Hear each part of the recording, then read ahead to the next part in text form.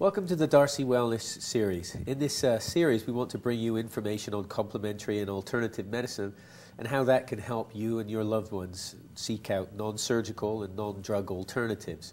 My name is Geoff Darcy. I'm an acupuncturist and herbalist at the Darcy Wellness Clinic in Natick. And with me today in the studio is Dr. Judy Dempewolff. Welcome, Judy. And Dan Cohen, both therapists. And we're here to talk about relationships. So one astounding figure, which we could maybe kick off with our slide, Judy, is that 50% of relationships crash and burn and they don't work. And that must cause a great deal of pain for everybody. It does. It does. And some of it's preventable. And what I do is try to help people find tools to work with in their relationships to break out of bad patterns that couples get into. So what kind of bad patterns, so that women create more emotional intimacy through talk and through self-disclosure? Is that generally what women are good at? Yes, and that's what they expect in a good relationship. For men, it is often, this is not always, but often around activity and intimacy. To some men, it's about sexual intimacy.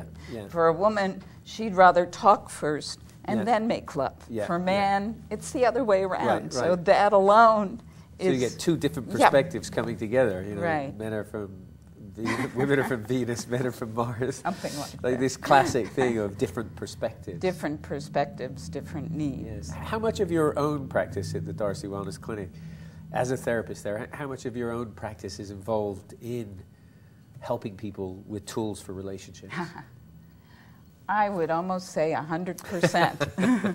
So if it's not your wife, it's your mother, or your child, or some kind of relationship. Absolutely. Family background. There's always relationships involved in what people come in with as problems. Right. So. And Dan, in your own work, you're more group orientated, would you say, or? Well, I work in groups. Primarily, I do some individual work, but mostly I like to work in groups. But I'm facilitating a group process, and it's looking at what's going on in the mind and the bodies of people in relationship behind what's in our conscious awareness. So it involves very little speaking. It's a three-dimensional process where people are actually able to look and see a fundamental truth about what's really going on in the relationship that they really have no awareness of. So kind of roles that they got stuck in from family patterns handed down. Exactly. There's invisible loyalties that come from the family system and stick people in a role that they would be, they may have a tendency to be victimized. They may have a tendency to be, to perpetrate. And like one of the classic roles, going back to a figure I think you told me, Judy, was that 25% of men performing 40% of household chores. So the idea of a role of the man goes out to work, the woman stays at home, those roles are now cut asunder, and yet still men come home and women end up doing a lot of the housework. That's a kind of a role that's been handed down, would you say? But I think you're talking about deeper roles of how a person is in relationship. Right. These are more archetypal types of roles of if there's a pattern in the family of the men leaving, a child coming into that family, a male child coming into the family, growing up, it's very hard for them to break out of that pattern of being a man who leaves. And the same for the women on the other side of that relationship. If for a girl, if daddy left mommy and grandfather left grandma, and going back like that, that woman will tend to get into relationships with men that don't stick around, who will also be left. Right. So, Judy, there are precursors, there are warning signals to when a relationship is not working. Can you tell us about some of those? Yeah, John Gottman did a lot of research on couples where he would hook them up to sensory indicators and get them talking and eventually arguing about a topic that was hot for them, right, and see what would predict the couple being more likely to separate. And what he found was couples could argue and it would be fine, but the couples for whom they had physiological arousal, their heart rate would go up and their skin conductivity would be more, they would be much more likely to separate in 3 years. So that would be a predictor within a 3-year period. Yeah, yeah. And is that kind of underlying it, there's a deeper psycho-emotional issue bubbling below the surface that really triggers them and sets them off into a stress response like that? Yeah, absolutely. And that deep stress response is just unbearable and they react. It's too hard to deal with. Yeah. Other couples can argue and squabble with no problem. Yeah. But the ones who have that physiological response are more the ones who are going to run into trouble. So it's pointing really to the depth of the emotional material that is underlying the issue. And probably what triggers those archetypes. Mm-hmm. I would so guess. What is an archetype then, and how do you begin to start to work with it? Well, I mean, I had a couple that came, they'd been married, they were both on their second marriages, so they had grown children, and they came, they'd been married a couple of years, and they were finding difficulty staying close with each other, and they weren't just as close as they wanted in their relationship.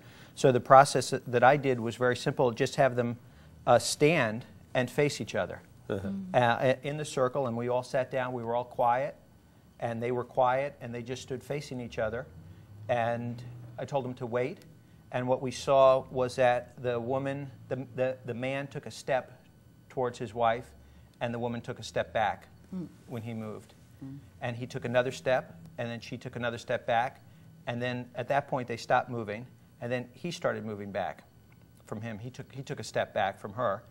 And so we had a picture right there that there was an inability for them to move close, like those magnetic dogs, you know, that you can't bring close together. And so I brought in a member of the group just to stand in between them to represent what was interfering, just to represent as an archetype. But it's also somebody who's actually in the system. It's both an archetype, but it's also a real person. And so what kind of archetype? Well, it was it just represented what stands between. Okay. But as that person kind of stood there and tuned in, what emerged was that it was the husband's first wife who had died. And he had this kind of a mixture of loyalty and shame, that he was afraid to make her angry, that being in a second marriage and having this intimacy of a second marriage was a kind of betrayal to the first wife. And the thing played out, and in the end, we were able to find a place, move that first wife, the representative, to a different place so that she wasn't in between the couple, but they were both able to honor her loss, give her respect, and then she actually became a agent of support for the two of them to come together, and that was the resolution. So the symbolic relationship of a step away, a step back, was happening throughout the relationship in other dimensions. Yes, right. Yeah. It gives a pretty good indicator of what's going on. Sometimes you'll see someone turning away. One of the partners won't be looking. That's very common, is that one will be looking and the other one will be looking someplace else. And again, then we're looking to see, okay, well, what is that person looking at? Yeah. It usually relates back to something in the family of origin and one of these hidden loyalties. So tell us a little bit about the family of origin and the kind of inherited emotional DNA that gets passed down the line. Well, I mean, we're working from a whole body healing perspective, and it's consistent with, with your work in Chinese medicine, that the ancestral energies are present, that we carry the resonance of memory from our past. The kind of historical conditioning that comes down the family lineage comes through into the present on emotional reactions. Right. So there are people who perhaps died tragically and they weren't grieved properly, and so the grief gets carried along, and a child gets born and somehow picks up this grief. There could be a murder that took place, and so descendant in the family will be filled with rage, may be very frightened. These kind of deep emotions that they're not really mental. They're really embedded in the body. Right. And so we're looking from a whole body perspective to try to release them really through the heart. I mean, that seems to be where the memory most strongly resides, is in the heart. And then when you can release it, it's actually released. So whole body perspective would mean if somebody is kind of protecting the heart area, or which context do you mean whole body perspective? That it's not just based on what people say about what's going on for them. But it could be a feeling or a sensation in the heart area. That, like a fear, an anger, or a depression. It's in every cell of your body. Yeah. But it's most prominent in the heart. So, Judy, there are emotional consequences to relationship pain, and they're enormous. I mean, just the idea of how it ties into anxiety, and how that takes a toll, or how it ties into depression, emotional health just in general. Can you tell us a little bit about how severe it can be? Well, relationships are a system. So if one part of the system is in trouble, it affects the other part. So, couples can feed on each other. A good example is a couple where one person is overweight and the other person talks about wanting to support the spouse in losing weight, but then brings home donuts and pies. And there's a reason for maintaining that system the way it is. Yeah. What I've found is if one person in the couple begins growing and changing, the other person either gets left behind, or else they have to face maybe their alcoholism, or their lack of motivation, or something that they're enabling the other person. So the dynamics get worked out to kind of hold these issues in a kind of a stasis, to hold them in some sort of balance, even if they're inappropriate and not working. And Dan's talking about things that are under the surface. And often this, for a couple, is under the surface. They don't, they say, of course I want my partner to get healthier, but the behavior doesn't support it. Right. I mean, I would say that it's the type of work I'm doing is very complementary to what Judy's doing, because I usually, people just do this process once. Yeah. So, and it's not really working with emotional content, it's not working with thoughts that much, it's working on this deeper level. And then if you can have a release of usually what you described with the couple with the weight, there's some kind of victim, perpetrator energy that's present.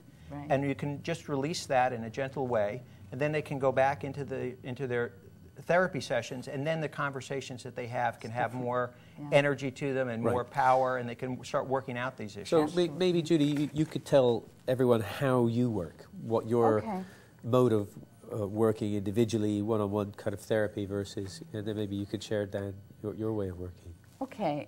Actually, I'd like to talk about what happens when a couple comes in. Okay, let's talk about it. Let's talk about what happens when a couple comes in. Usually a couple comes in and they're in some kind of distress with one another.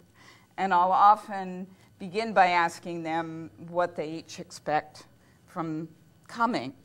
But then, complaints will start. And one question I ask that will stop a couple is, what can you do for your partner to help him or her give you what you want? So it turns the tables. Instead of saying he's doing this and he's doing that, the question is, well, what can you do? Right, so you're not doing this as part of a group setting. No. You're doing this in an office with the couple. Yes. In a kind of classic, kind of conventional therapy session. Yes, absolutely. Right. But when a person starts thinking, oh, it's not just about him, it's about me. What could I do to get more of what I want from him? Then it becomes more collaborative. and shifts the dynamics a little. So it's not about a lot of complaining. Right. He does this, she does this. Because couples can end up really separating, creating a big gap in between them when they start blaming. Yeah. It sort of takes away blaming, complaining, and shifts the focus. So it shifts the dynamic into a more positive, absolutely, helpful functioning. Absolutely. And then how about the way that you work? Do you work one-on-one in a conventional therapy setting? Well, I usually work in these groups. That's what I prefer. So it's a group setting. I can do work, at times I do work individually. I can do the process individually. But I find that for this just particular process, that the group setting... How large are the group? Oh, up to 15 people. And they can be as small as as many people show up. Yeah. And the thing that we're usually looking for in a couples relationship, if you just put the couples, you start with just the two. What we're looking for, and in most cases, there's something missing, there's somebody missing, and there's somebody who wants to leave. And it doesn't necessarily mean that that individual, like the husband, necessarily wants to leave. But there's actually at least 4 elements. The husband and the wife, the partners, and then who's missing and who wants to leave. Because the person in the relationship that wants to leave will be following somebody that wants to leave. Like the example I gave before about daddy left.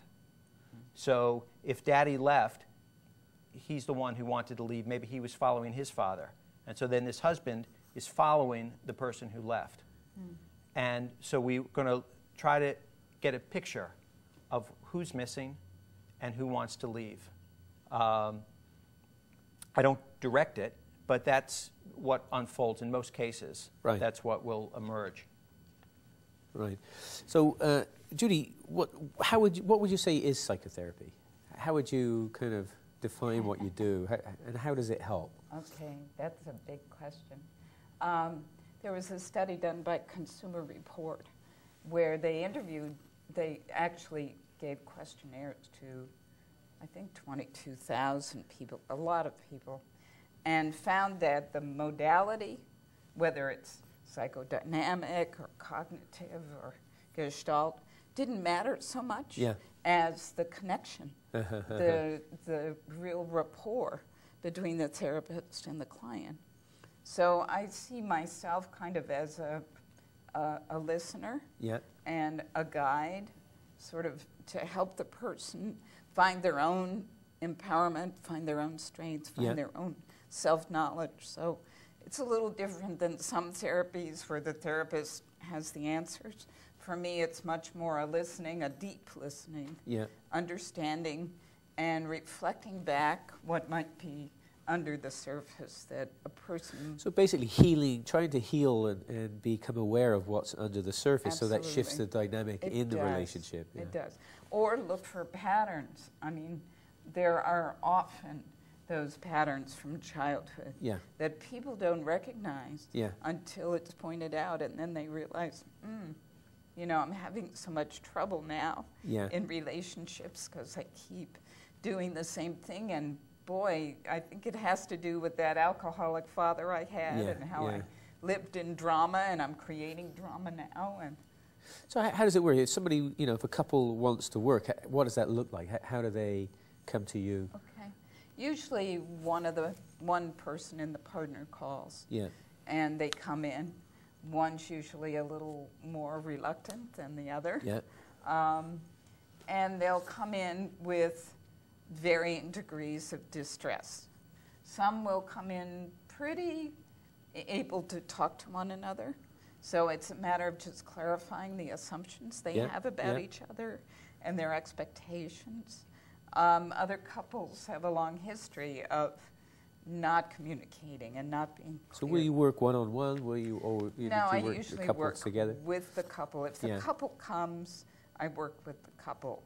Right. If I've been seeing an individual and they want couples therapy, I usually refer them to somebody else. Right. Because the session belongs to that individual. Right. And I don't want to contaminate it. Right. You say varying degrees of distress. So What would that look like? I mean, they got massive anxiety, depression, crying. Well, crying, a lot of yelling sometimes. Yeah.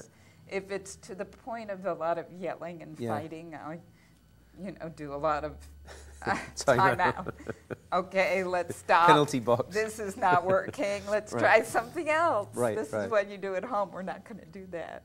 And how often can you get to those issues? Because there must be a lot of emotional armoring. There's a lot that comes up around these very painful. Absolutely. A lot of it is really just slowing down the process. Yeah. Because once a couple gets into blaming and yelling, it's lost. Yeah. So it's slowing it down. What it is one person wants, what the other person wants, how to get below the surface to find some common ground, which is usually there, but they're so busy defending their spots. Right. And of the couples that come in, for guiding their way through the kind of minefields, the unconscious minefields, how many people do you think shift those dynamics? If they stick with it. Yeah. If they don't bolt. Yeah. If it doesn't get too painful and they're out the door. They feel blamed or cornered or something. I'd say a good 80-90% go out feeling better. Wow. And sometimes it takes a simple question. Yeah. With one couple, I heard their issues, and I finally said to one of them, it really sounds as though you're done with this marriage. Yeah. And he sort of sat back and really thought about that and realized he maybe sounded that way, but he didn't want to be done. But his behavior was done. So it shifted where he was standing. And it brought them back to communication with one another. Yeah. Sometimes so how wound up are people? I mean, they're not sleeping, they're... Some. Yeah. Some are, constant in separate anxiety. rooms, separate beds.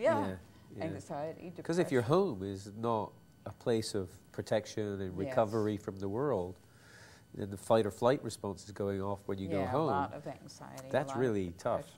Yeah. And a lot of issues around how to raise children. Yeah. I mean, it can float down into parenting, children acting up, and Maybe we could go to our next slide, which is about yin and yang falling out. So the idea of harmony, of yin yang within the home as a protection against all the stresses in the world. So Dan, if somebody comes to you, how does your style of working, what would that look like if a couple came to you? Would you have them in the group? Would you have them individually? Well, I'm doing circles at the Darcy Wellness Center. They're on weeknights. We meet every other week. Yeah. And so they show up every other week as a couple within a group. Well, sometimes people just come once. It's not you don't have to sign up to come like 6 times. Some people will come for a whole series. They'll come. Sometimes couples just want to come and work on their relationship, and they can just come. I usually like to have them come and sort of see the process and participate, and then come back another time and work on their issue. But the actual process is something that people just do once. Yeah. So they'll come to one of these circles right now we're meeting on Tuesday evenings at Darcy Wellness Center, and they'll just come sit down in the group, and we'll go around and see who wants to present an issue that night, and they'll say they will, and I'll just say, well, what's your issue? And the instructions for presenting an issue is that it has to have urgency, and you have to be able to express it succinctly. So I'm only looking for a couple of sentences. I'm not looking for like the story. Just, we hate each other. Yeah. We've fallen out of love, whatever it is. But just really succinctly. And I'll ask a few questions about the family of origin and try to get a sense of this ancestral resonance or past trauma from things that before they were born, really. Not so much of what's happened in their marriage, but what happened in the past. And then we just begin by setting up this constellation. I'll ask them to usually either they'll stand themselves, or I can ask them to bring in people to represent them, and representatives for their children. Right. And then we just work from there in this very quiet, gentle. It's like a little bit like a role play, but there's not actually any role playing. There's not dialogue. There's not talking back and forth, and there's not. it's not a cathartic experience. Yeah. Even though I always have tissues, it's kind of a gentle kind of weeping that goes on. There's not a big, not loud expressions of emotion. There's no screaming or so it's not always easy to get right to the core of the emotional issue, you know, because there's a lot of protection around it. So that often takes time. No, I get there in 5 minutes. Yeah, I get there like is that part of the energy of the group? The kind of when everybody gets quiet and still, it doesn't take long. It just emerges within a matter of minutes, and you get a very clear picture of what's going on. One thing I'd like to add: we have this. There's like the statistic about 50% of marriages end in divorce. Yeah. If you look at the other 50%, it's not roses. Yeah. For the other 50%, right. And there's just a very small percentage, very, very small percent. I think it's under 5% of marriages that don't have issues. Right. Yeah. Of gosh, I hope I'm in that 5%. I know. I better ask my wife. I'll be coming to your group. Right. You're very fortunate if you are. I mean, there's a certain energy that brings people to the altar, and it doesn't last for a lifetime. Yeah. It dissipates over time, and then the couple has to discover love at second sight, which takes a number of years to emerge, and very few people go through this process unscathed, where they're really able to sustain, fully the adoration and the affection that they had when they were young lovers. For them to be able to sustain it is very challenging. Yeah. But love at second sight is something that can be accomplished and found. And how would you wrap it up, Judy? There's always hope. Yeah, always hope. There's hope for couples, even if they seem really distressed. Learning new tools, way to reinvigorate, re-nourish the relationship. Yeah. Probably tools that are inherent in those 5% that just works naturally, right? Yeah. Or they've worked hard on it. Yeah. Yeah. I would just wrap up by saying that it's all love. Yeah. That the anger is love, the distress is love, that everything that goes on in an intimate relationship between a man and a woman is an expression of love. Well, I want to thank you both for coming and talking about relationships. Dan Cohen, therapist at the Darcy Wellness Clinic in Natick. Dr. Judy Dempewolff, therapist of some 30 years. Yeah. Wise woman extraordinaire at the Darcy Wellness Centre. And from myself, Geoff Darcy, I'd like to thank you all for joining us today. And we wish you and yours all the very best in health.